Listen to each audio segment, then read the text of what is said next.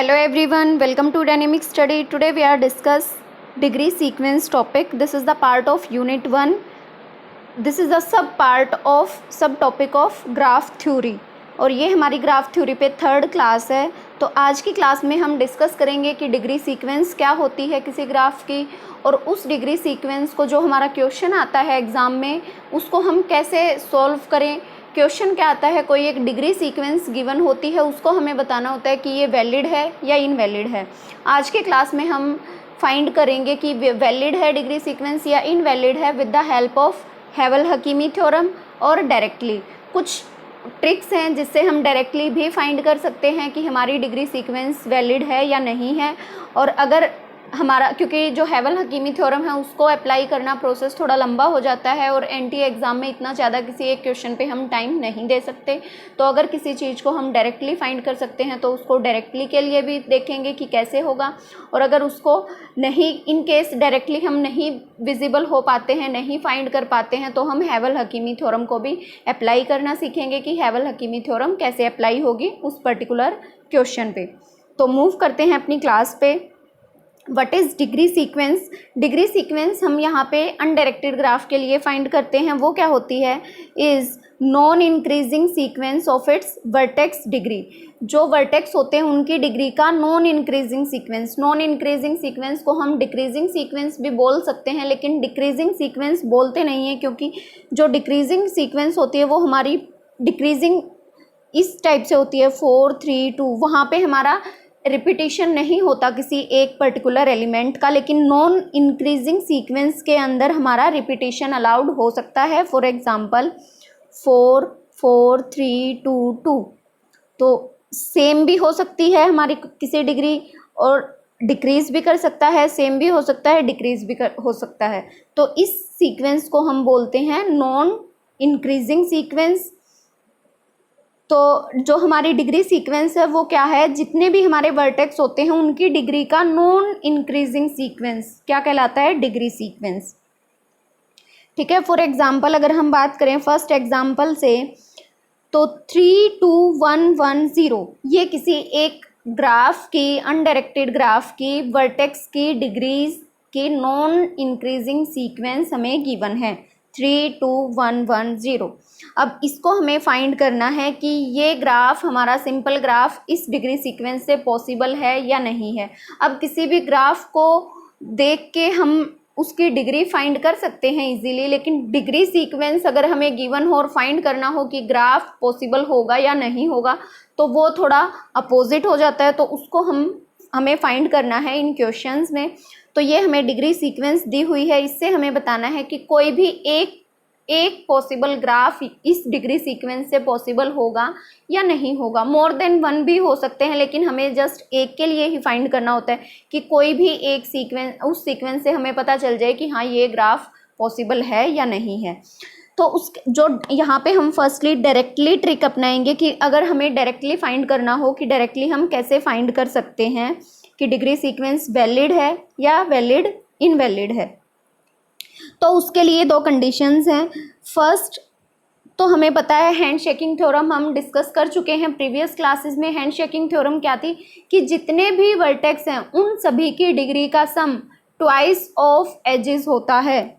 जितने भी degree of all vertices उन सभी का समेशन ट्वाइस ऑफ एजेस होता है, ये हमें पता है. सेकंड थिंग, अब वो जो वर्टेक्स होंगे हमारे उस पर्टिकुलर ग्राफ के अंदर, वो वर्टेक्स हमारे इवन भी हो सकते हैं, उनकी डिग्री इवन भी हो सकती है और ओड भी हो सकती है. लेकिन जो हमारी टोटल डिग्री होगी वो कितनी होगी, इवन होगी. क्यों? क्योंकि जितने भी हमारे एज हैं, किसी भी नंबर को अगर हम मल्टीप्लाई करेंगे 2 से तो वो हमारा इवन नंबर आएगा. तो इससे हमें पता चलता है कि जो हमारी टोटल सम है डिग्री का, सारे वर्टेक्स की डिग्री का जो सम है वो क्या होगा, हमारा इवन होगा. तो वो इवन होगा जो ओड डिग्री वाले वर्टेक्स हैं उनको मिला के, और जो इवन डिग्री वाले वर्टेक्स हैं उन सभी को मिला के जो हमारी टोटल डिग्री सीक्वेंस होगी वो क्या होगी, इवन होगी, उन सभी का सम. अब जो इवन होंगे उनका सम तो इवन ही होगा, क्योंकि इवन प्लस इवन तो इवन होता है. अब जो यहाँ पे हमारे ओड ओड डिग्री वाले जो वर्टेक्स है उनका सम क्या होगा। अब उनका सम इवन में अगर हम ओड प्लस करेंगे तो हमें ओड मिलेगा, लेकिन हमें यहाँ पे क्या मिलना चाहिए, इवन मिलना चाहिए। दैट मीन्स जो यहाँ पे ओड डिग्री वाले वर्टेक्स का जो सम होगा वो भी क्या होगा, इवन होगा। और वो इवन किस केस में आएगा, फॉर एग्जाम्पल ओड डिग्री है 3 + 3 क्या मिला 6। अगर हम ओड वर्टेक्स को 2 टाइम्स ऐड करते हैं, यानी कि अगर हमारे ओड वर्टेक्स इवन हैं तो हमारा डिग्री भी, उनका सम भी इवन आता है।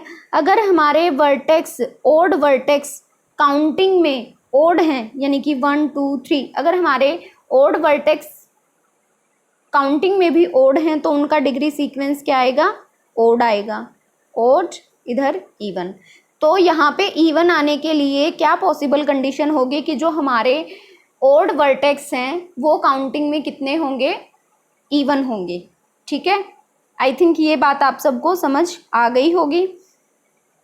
तो इस एग्जाम्पल को सॉल्व करते हैं। कुछ और भी बेसिक अंडरस्टैंडिंग हो सकती हैं डायरेक्टली क्वेश्चन को सॉल्व करने के लिए। तो हमें सबसे पहले ये नहीं देखना है कि हमारा पॉसिबल होगा या नहीं होगा, हमें उस पर्टिकुलर सीक्वेंस को रॉन्ग प्रूव करना है। अगर वो किसी भी एक पॉसिबल वे से रॉन्ग प्रूव हो जाती है, that means this is not possible degree sequence for any valid graph. तो हमें सबसे पहले रॉन्ग के लिए प्रूव करने की कोशिश करनी है, वो हमारे लिए इजी होगा कि एक भी अगर पॉइंट रॉन्ग हो गया तो वो पॉसिबल सीक्वेंस नहीं होगी। तो यहाँ पे 3 2 1 1 0।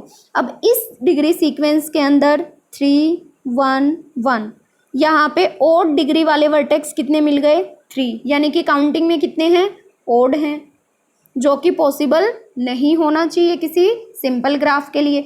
तो हम यहीं से डायरेक्टली फाइंड करके बता सकते हैं कि ये हमारी डिग्री सीक्वेंस वैलिड नहीं होगी, ये हमारी इनवैलिड होगी किसी सिंपल ग्राफ को रिप्रेजेंट करने के लिए।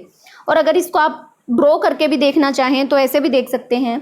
यहाँ पे 1 2 3 4 5 वर्टेक्स हैं, उनमें से एक वर्टेक्स की डिग्री 3 है और एक वर्टेक्स की डिग्री 2 है। इस वाले वर्टेक्स की डिग्री 3 हो गई।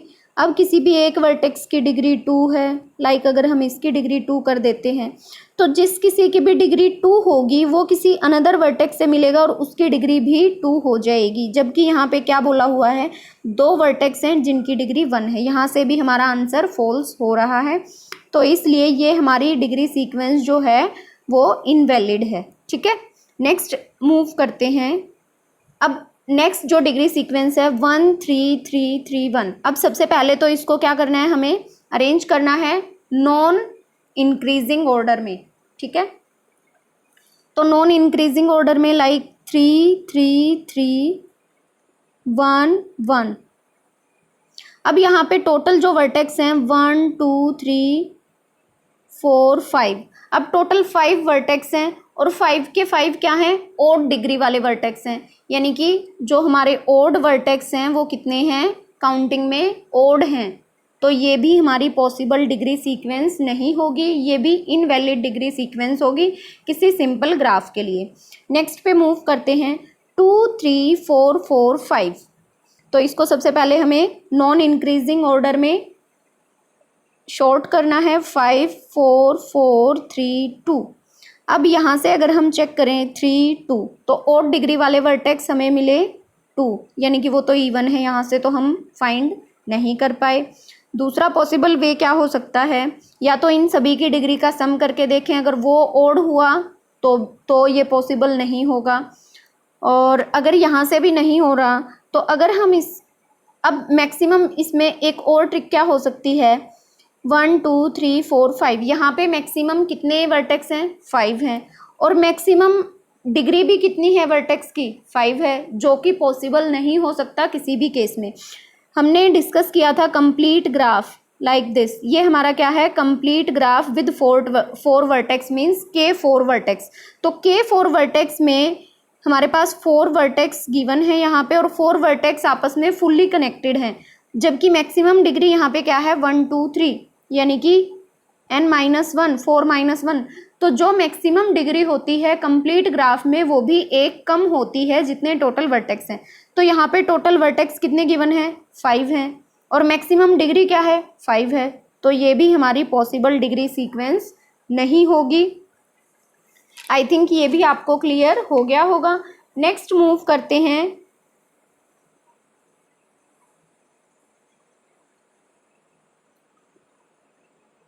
थर्ड पे, 2 3 3 4 4 5।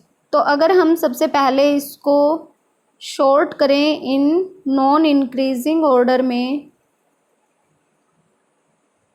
ये भी नहीं थी, ये भी नहीं थी, 5 4 4 3 3 2, ये हमारी डिग्री सीक्वेंस है। अब सबसे पहले क्या चेक करना है, 1 2 3 ओड डिग्री वाले वर्टेक्स कितने हैं, 3, जो कि काउंटिंग में ओड हैं। और अगर काउंटिंग में ओड हैं हमारे वर्टेक्स ओड डिग्री वाले, तो वो पॉसिबल डिग्री सीक्वेंस नहीं होगी, उनसे हमारा सिंपल ग्राफ कंस्ट्रक्ट नहीं हो सकता। इसको हम पहले प्रूव कर चुके हैं। तो ये तीनों डिग्री सीक्वेंस हमारी पॉसिबल नहीं है। आई थिंक ये कंसेप्ट आपको क्लियर हो गया होगा, जो हम डायरेक्टली फाइंड कर रहे हैं कि हमारी डिग्री सीक्वेंस वैलिड है या इनवैलिड है। अब बात करते हैं हैवल हकीमी थ्योरम पे। हैवल हकीमी थ्योरम क्या होती है, वो भी क्या बोलती है, फर्स्ट स्टेप में sort the sequence in non increasing order. सबसे पहले हमें उस सीक्वेंस को नॉन इंक्रीजिंग ऑर्डर में शॉर्ट करना है। Then delete the first element v and subtract 1 from the next element. हमें जो हमारी डिग्री सीक्वेंस होगी उसका फर्स्ट वाला एलिमेंट डिलीट करना है, और उसके बाद नेक्स्ट, अगर उसकी वैल्यू है 5, उसकी डिग्री है 5 फर्स्ट वाले एलिमेंट की, तो नेक्स्ट 5 एलिमेंट्स को हमें एक एक से डिक्रीज करना है, सब्ट्रैक्ट करना है एक को उन नंबर्स में से 5 एलिमेंट्स तक।